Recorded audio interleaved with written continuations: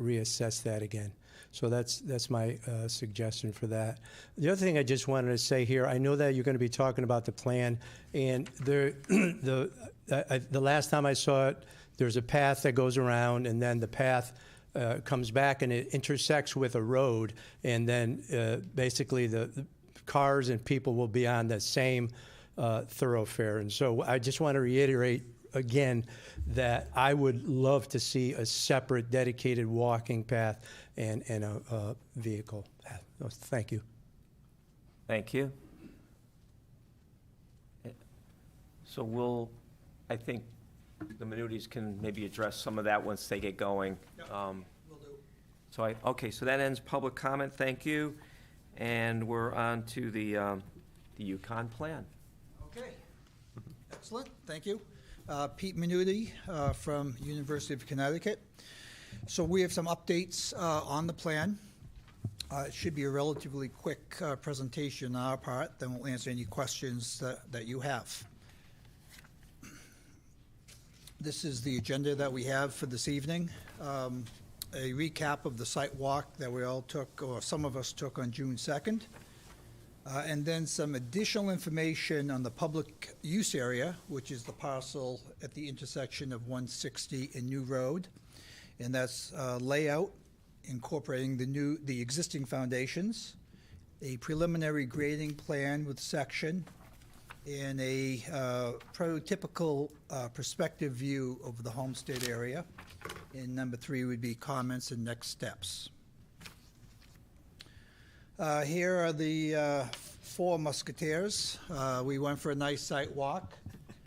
Fran warned us we went too late in the season because everything was flushed out, and he was right. Actually, there were 5 musketeers. That's right, 4 in this picture, and the 5th one. So we probably walked around the site for at least a couple hours. It was an excellent site walk. I know Natalie and I learned a lot by doing the site walk, and it was great to we had the plan with us, and we're looking at the plan and the site. And I think for the most part, people were pretty supportive of the plan, that it kind of goes the path of least resistance on the site, that we weren't making wholesale changes, that where there are existing roads, farm roads, we're keeping those roads. Where there's existing curb cuts, we're using those curb cuts, so forth and so on. Off to the right, I just have a few points. One thing that became clear after taking the walk is that Yukon team needed updated topo and the foundation locations, existing foundation locations. And Ray sent those to us, and we used those for the preparation of the information tonight. I think it was probably just Fran and I, but when we were walking along 160, there was 3 curb cuts that we have discussed over the planning of this project. One was close to the existing house. I don't know if the house is still there now, but where the house used to be. One was there. I think everybody was supportive of that curb cut. One was all the way down to the east on 160. That was always a farm road curb cut, and that's still there. There are rocks to block it, but it's been used, fairly recently, that you can still walk it and understand where the vehicles went. And then we had shown another curb cut in between those 2, and that 3rd curb cut, or the one in the middle, shows up on some of the aerial photographs. But when we walked out there, we couldn't even find it. It was so overgrown, we couldn't even find it. And Fran and I kind of felt like that could go away and not hurt the plan. So we're not binding. Fran and I can't make those binding decisions, but we both agreed it made sense not to have that middle curb cut. Since we couldn't find it, and it looks like it hasn't been used for a long time. Number 3, at Route 160 New Road, there are some nice trees, not a lot of them, but there are some nice trees on the property, both some old field junipers, cedars and also some deciduous trees that probably should be saved. And then there's a lot of understory that could be cleared so to open up the views from the public road into the site. And there is, remnants of stone walls that ultimately would be great if they could get rebuilt. But even in their current state, it talks about the history of the site. The long kind of farm road through the center of the site going east to west, we walked that. It's overgrown, but all herbaceous material, no woody plant materials. And I think everybody felt that that was there for a reason, to access a lot of the land on the property, and that probably should stay. Our plan calls for that to stay. So it's there for a functional reason, and I think the function would still be served with the new plan. And then Ed, I agree with his observations, and it's not an easy solution doing either a path or a trail on that southern section. We know the easiest place to put it is adjacent to the farm fields, but the feeling is that is not appropriate given the farming activity. And then as soon as you kind of go off of that little shelf along the fields, the land drops off fairly steeply, I think too steep to put trails on it, and then it gets into a floodplain, and it's soggy down there. So I'm sure there's a way to kind of, in a circuitous way, make something happen, but it's not obvious or easy solution right now. So there were some of the points that Natalie took 6 pages of notes. Even in the field, she's hugging her notebook in this photograph, and she did good note-taking out there. Thank God for her note-taking, because it's easy to not remember what's being said, and just having a record of the conversation really helps move this process along. Okay. Just to show, this is the existing plan that we showed the last 2 meetings, and I'm just showing it again now to highlight right here. This is what we're going to be talking about tonight, and this is where we have additional information. This is the farm road that we were just discussing, coming through the middle of the site, and it actually goes further here to the right and goes up to 160. This plan doesn't bring it all the way. This is the curb cut that we couldn't find. So this one here is the one that would be, really fundamental to the proposed circulation. This one looks like it could go away, and then the other one further down here makes sense to stay as farm access. All right, I think that's what's showing there. And again, this is the site analysis that we've had all along, and I just put that in here to remind us all of, this is the farmstead area here, that's staying the way it is. We want these views from the corner, the curb cut here, primary curb cut off New Road is further away from the intersection than the functional curb cut that the farmer was using when he was last farming the land. And this shows that curb cut to the east. It's actually right about here, coming down, and then along this edge. Yeah, this is a great photo. I'm sure we'll come back to it. Yep. Okay, so that's the site walk, public use area, layout incorporating existing foundations. So this is the enlargement of the corner. So this is 160 here, and this is New Road. This is the proposed entry road that we've been discussing for quite some time. So that will be there. This will be a T intersection coming up to 160. This is the homestead area, and we have more detailed. This is a diagram.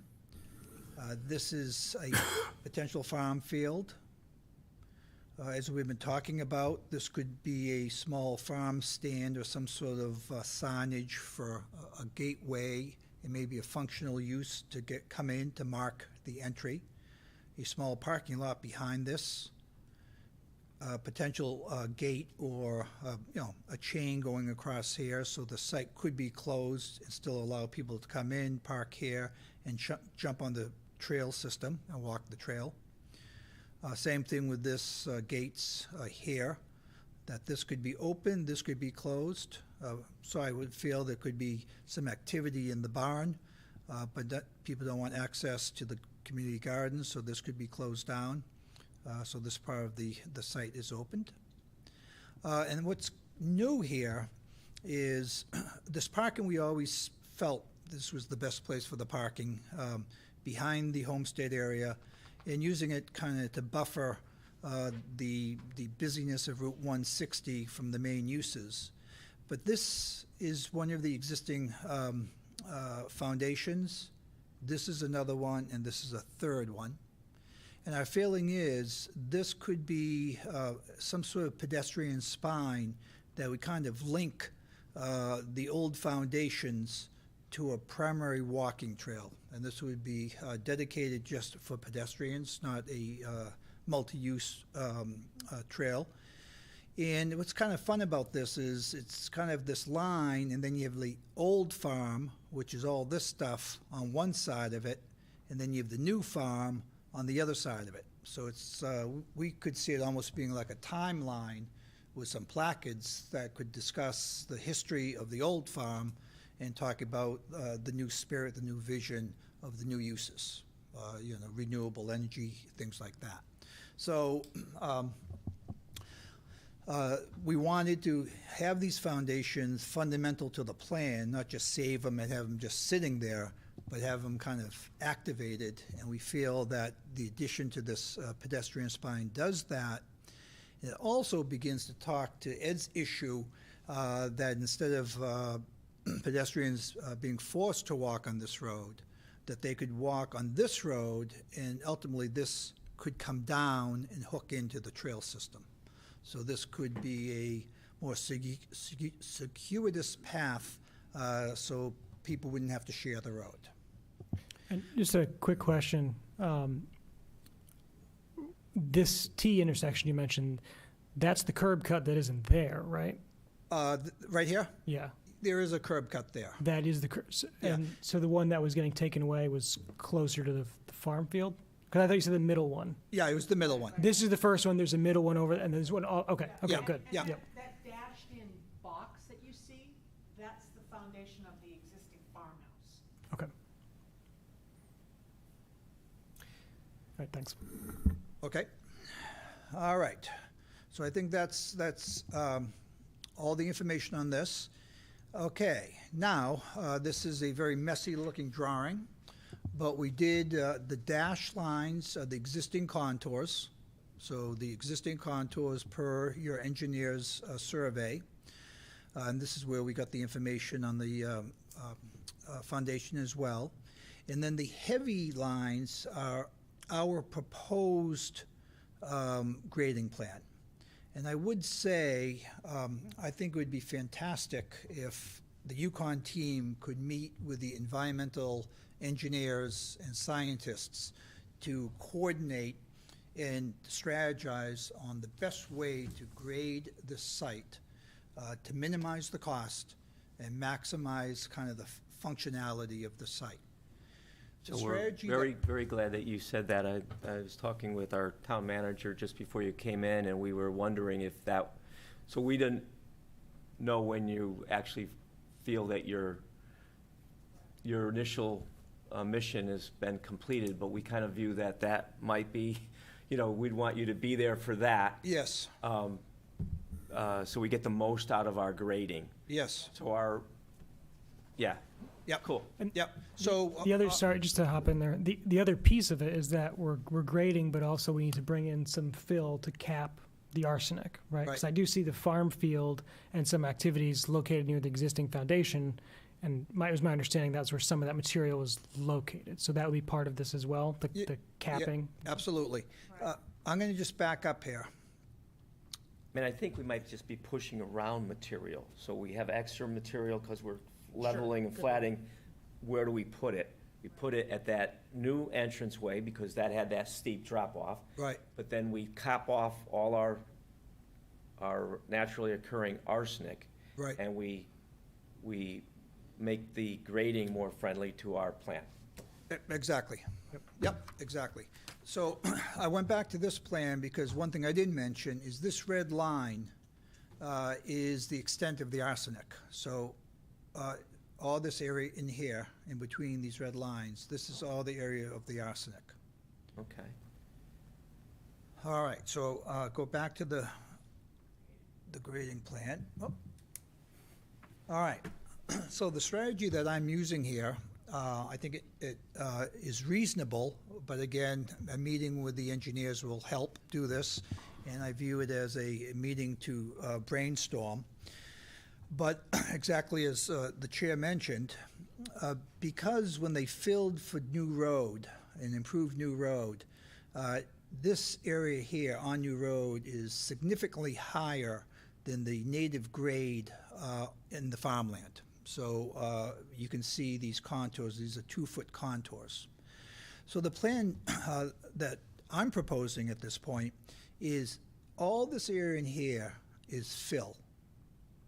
So we fill not only for this road, but also over here, and even a little bit up in here. And that way, this actually becomes flat, absolutely flat from this point to this point. This point is picked up about 2.5 feet, which reduces the grade from here heading due north.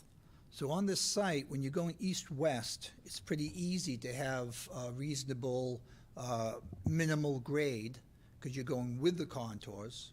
But when we're going against those contours, perpendicular to the contours, that's where we have to be careful. So just picking this up a little bit allows us to get an average of 8% slope on this road, and all the pedestrian areas would be less than 8%. So it does a lot of things. The hope is that some of the arsenic soil could actually be used as fill. So we could remove some of the arsenic soil or move it. So instead of just saying it stays where it is everywhere and we add a foot to cap it, can we take some of it and bury it? In a conversation I had with the soil scientist, I felt he was insinuating that was a reasonable method of going about this. So that's kind of the approach we're taking here. This is a cross section. You can see in the plan view up here, this is Route 160. So the feeling is we would have existing grade here, which allows us to keep the specimen trees and the trees that we feel are worthy of keeping. So we keep those. Then after this first area here, this shows a fill condition. This is the entry road, cross-section of the entry road.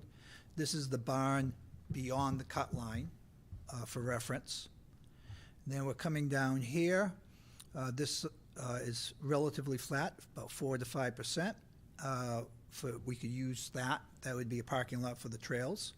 A 5-to-1 slope here, and then getting back to existing and keeping some of the plant materials there.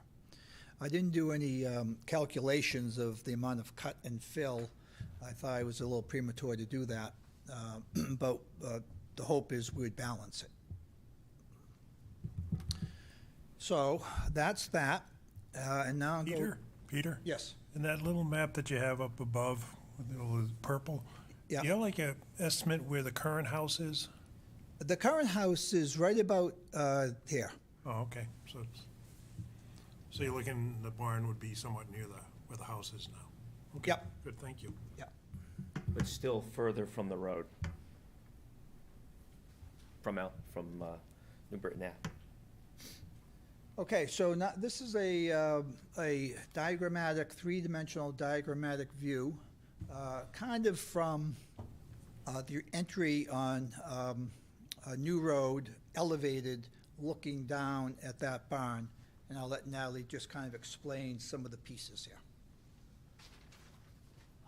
So I took your survey that was done on AutoCAD. I saved it as a new AutoCAD drawing, and I took all the contours out, and I put in this kind of grid organization that Peter's been talking about, where we're creating this kind of complex of buildings and spaces. And using that grid organization, I then put that into SketchUp, which is a 3D program, and created, without the contour, you have to imagine this without the contour, but I wanted to create a 3D view so you could kind of get a better idea of what this complex would look like. And if you look up at the top, are you pointing on So this? you take this, Oh, I can point on that. and you can point. Okay, so if you look up at that row you were asking about, Chris, which is that quasi-emergency road, access road that brings people down into the barn complex, there's the parking lot, and right up close to the road is where the existing foundations of the farmhouse are. So I kept that in there just for reference. This is the hedgerow along Route 60. This is the spine that we created using that grid organization for more pedestrian access along the site. And then the barn now has a prime view of the farms. I've even created a space to the side of the barn that could be used for expansion of the barn structure. And it's about the same size, 30 by 40, if you're still thinking about 30 by 40. On the other side of the barn could be another outdoor space. So there's lots of flexibility in this grid organization to add more building or more outdoor space. These are those stone walls, again, without contour. Those are those stone walls that are foundation walls from an original farm structure that are part of this complex. This could be a porch on one side of the barn where you can come right out through the barn onto this porch and get this beautiful view of the wetlands, of the stream and the farms in the background. This would all be lawn, and using the grade that Peter's talking about, it would start to slope down to the new road access to the community gardens. So I'm calling it the barn complex. It's really like a compound, but it's using a grid organization that really kind of dovetails really nicely with all these existing foundations, but gives you this really great buffer from Route 160. So you have a lot of potential for future expansion. Sure, and I'm wondering if, Natalie, if we would be able to use there might be 2 wells on the property by the house. I have to look at the survey and find out. John, we don't know that for sure, or it's just one well with a pump house, kind of another location, but it's a well, not city water, so, Right, but you can easily install city water. and we can easily tap Have it into come right down. Madabassett or MDC. MDC. MDC. Some of the little structures I took out from the survey. I just kind of kept the big foundation, existing foundations in this SketchUp drawing. But there are other things. If you're creating this timeline and you wanted to put everything into this, you could. But because you've got this grid organization, everything kind of fits in really easily.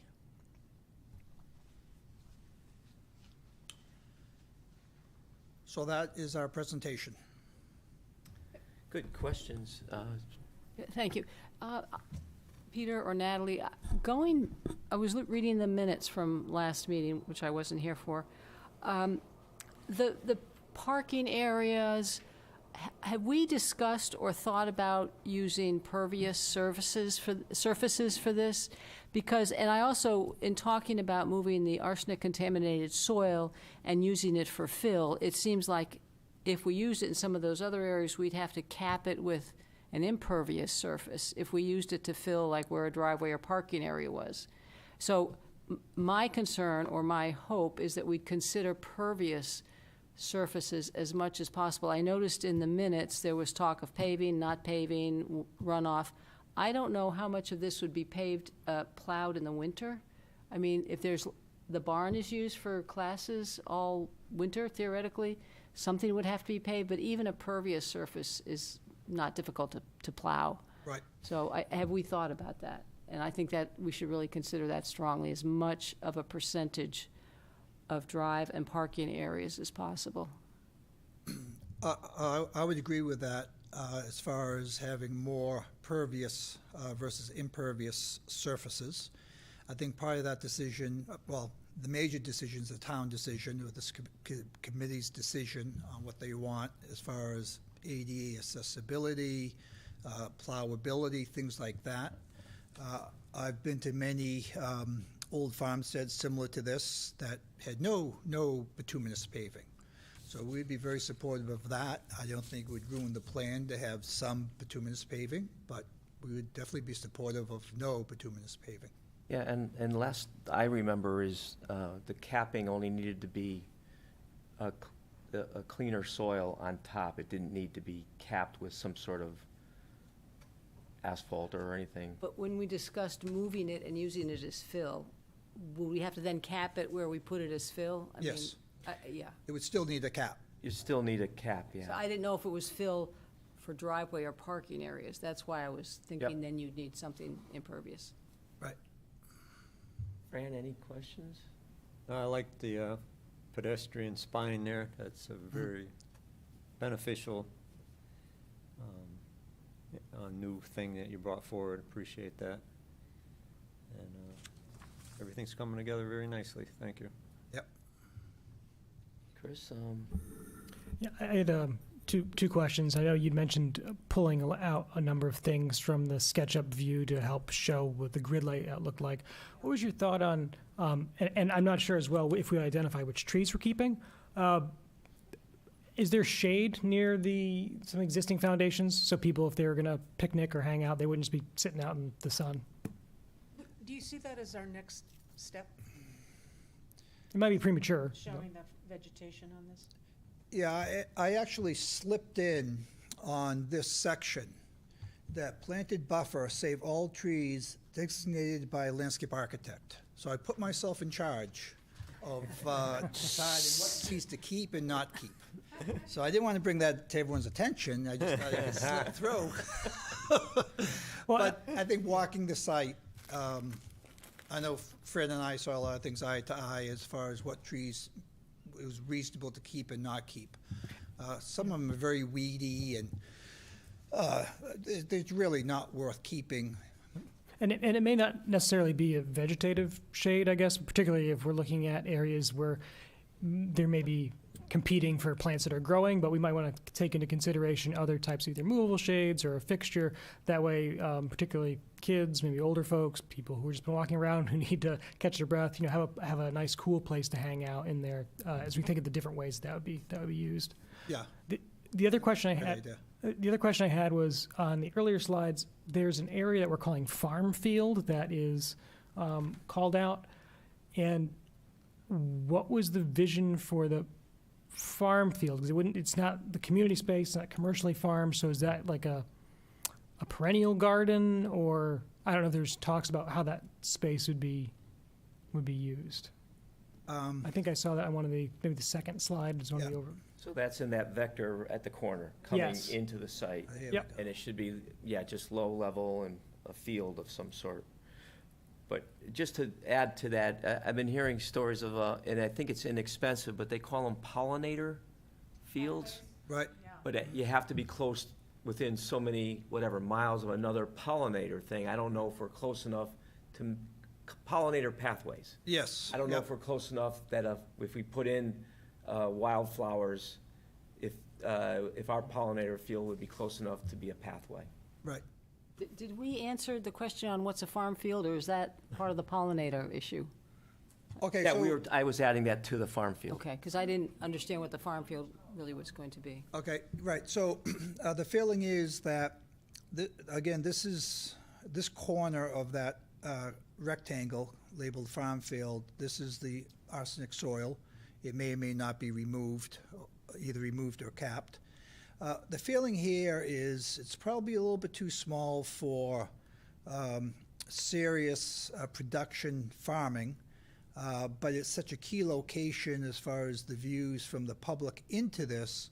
So we saw this as a demonstration that would be a worthy front door for the site. Maybe some sheep. It'd be great to have some sheep out there. Someone's got to chase them out of the road. Because I guess that was just a thought was on the maintenance aspect of it. If that was, and maybe we get some different options, but I'm not sure how often the town staff will be out at the site. You know, we don't want to add that much more of a burden on it. But if it was something like wildflower perennials, things like that, things that are farmy, you know, things that the plants, because you mentioned that showcase aspect of it, things that you imagine, maybe some wild grasses, having the pollinator aspect, I think would be great. If we can get recommendations on that, especially if something was kind of in bloom, you know, all the time. Right. That would be, I think, a really interesting thing. But just wanted to make sure I had clarity on that. Right. Yeah, so I think what you're saying is exactly what we don't see, we're not specifying. I think that's very program-driven, town-driven, user-driven. But the idea of it being something that would be interesting, agriculturally based, low maintenance. Perfect. Fran, Counselor how many Malone? cuttings could you get if we grew hay a year? Just two. Let's say our Parks Department, That's right. our Parks equipment. How big a space is that, do you think? I'm not quite sure. Maybe an acre. That's what I was thinking. Yeah. It's not much. Is it worth it? Not for hay, no. No. Yeah, Probably I've done a couple pollinator. projects that local farmers have volunteered to do small hay fields similar to this, partially because they like the idea, the vision of the property, but it wasn't economically really feasible to make money on it. Counselor Malaro, any questions? I think this is looking great. Very exciting, no doubt. As far as next steps, and actually that picture you were showing before, what was that called again? The perspective, in the Yeah. perspective. The SketchUp. Yeah, and when Chris asked about trees, until Peter tells me where the vegetation is, it won't be in the So- SketchUp. When he tells me where Nice. it'll be in the next SketchUp. So, so is the SketchUp something that we want to use in future meetings as we slowly but surely add and kind of come to decision points? Yeah, it's a really great 3D tool, so people can see everything, short of the plan, they can see everything that looks very realistic, somewhat realistic. That's great. Yeah, that was a really neat view here. Yeah. And actually, the drawing itself is a precision drawing, so it's not real pretty to look at. So what you do is you just print it out and then you overlay and trace it and make it look like a sketch, which is very easy to do. But it definitely allows us to ask questions and Yeah. get a pretty decent perspective on what it's starting to look like, especially when we start adding some of the things you were talking about, Chris, and so forth. What's the next steps? What's the next meeting? What would be the? About my feeling is a meeting with the engineers, environmental scientists. On and- site, What's that? on site, It wouldn't have to be on site. okay. We could come down, or we could WebEx it, but kind of a nuts and bolts, what's realistic and what's not realistic as far as moving the soil. Does anyone know how deep the arsenic is? No. That would be in the Zuvik report, right? I think. Yeah, I think they're working on that now. Yeah. I don't know. What you just described wouldn't be the next meeting of this committee. That would be more of a working meeting. Yes, Because that sounds like that would be a couple hours probably, right? yeah. I see. John, any questions? No. There was a Boy Scout project that was in the original plans. It was that bird tower. The Jimmy Check- Swift. Yeah, the. Swift chimney. Swiss, okay, yeah, where would you envision that going? Potentially, I don't, this, it's very odd how this is.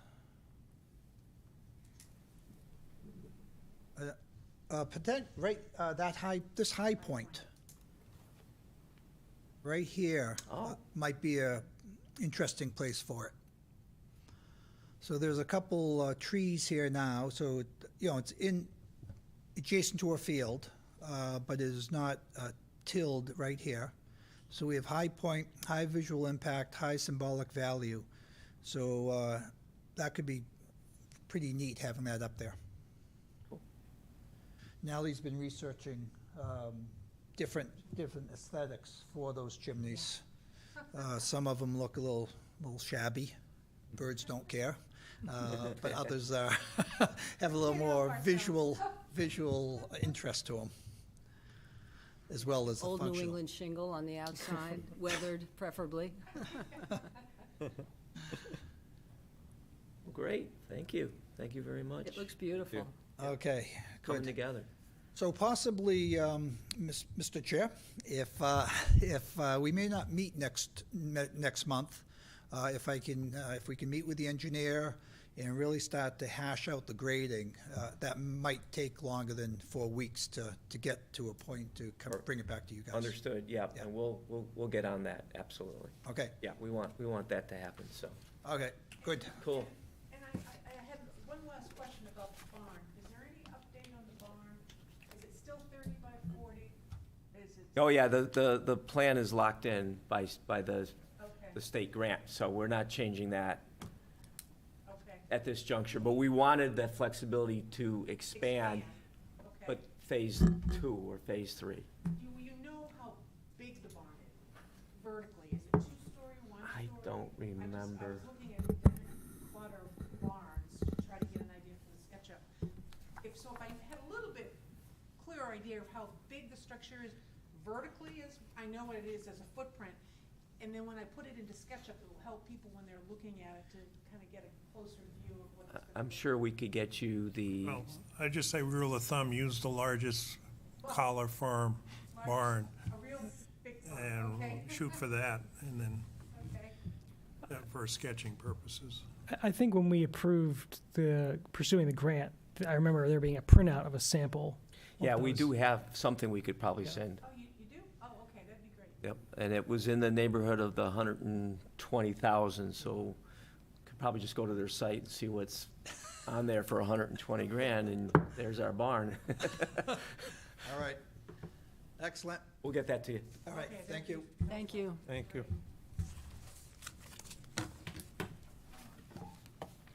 This is for us. We have an update from our town manager regarding the, Yeah, Ray prepared a report that was included in your packet. Nothing changed as far as the soil remediation plan. But the demolition and abatement, we received a letter that was put on the table last Friday afternoon about the company that was gonna take down the house, basically rescinding their bid and withdrawing from the project. And at this point in time, we tried contacting them Monday to see what's causing it and so on, if there's any solutions that we could work with to help maybe cover some additional energy costs or something, but we haven't been able to get a hold of them. The telephone number doesn't have a message machine or anything, and none of the emails that we had were returned. So we pretty much wrote them off, went to the number 2 bidder, which is New England Yankee Construction. Their bid is about $20,000 greater than the previous one, Eastland. So Steve Sopolak did get a hold of them. They're interested in doing the project, and Steve's gonna be meeting with them tomorrow to try to get this thing moving again, and so on. So the key thing would be meeting with New England Yankee Construction, seeing that they're on board, ready to go forward with it, And then just at the next council meeting, we'll have a resolution more or less rescinding the bid award to Eastland and awarding it to New England Yankee Construction at the bid price of $60,100. And again, hopefully things will go well tomorrow, that they will show up and we'll have a meeting to discuss moving forward on the demo of the house. So this committee will be just kind of approving sending that resolution up to council so council can go ahead with it. And we're not, John, I don't think we're trying to get a special council meeting because this new firm has to have time to Yeah. come up to speed. So as long as they're ready to go and we are, that's good enough, and we'll Yeah. have council vote on it at the next council meeting. Yep. And I think that's, yeah, and it didn't require us to go back to the state for any reason, I guess, so that's the good news. Hopefully not. Hopefully not. Hopefully, they understand the situation. The only concern is the threshold might exceed, causing the town to implement CHRO requirements, in which the contractor has to sub some of the work out to smaller businesses and minority, women-owned, et cetera, type businesses. That could be the only new impact that it would have with the state. I think DECD would probably be okay with it once they review the paperwork, but Question to Yep. John. So changing to New England Yankee Construction, is this going to push the beginning of the demolition work back maybe a few weeks till you I would get say yes. everything lined up? 'Cause, we don't know what the new company's schedule is, so.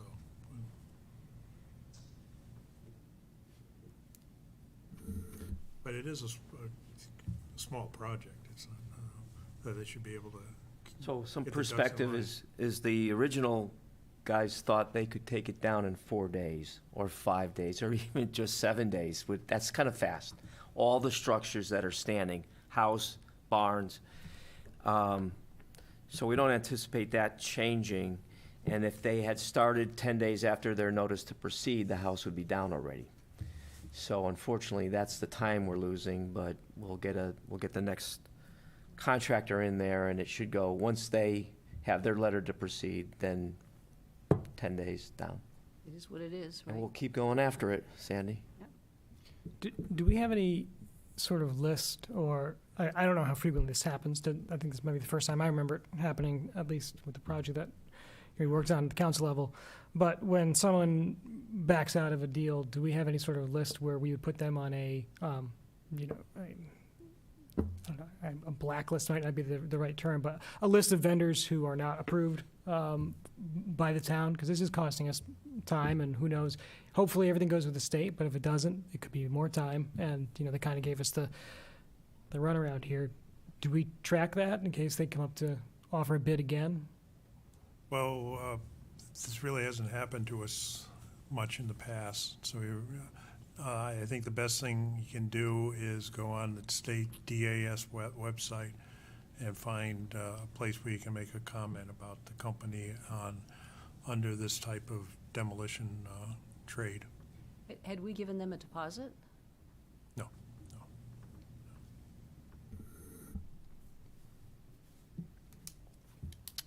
That's good. All right, entertain a motion to adjourn. Motion to adjourn? I'll second. All in favor? Aye.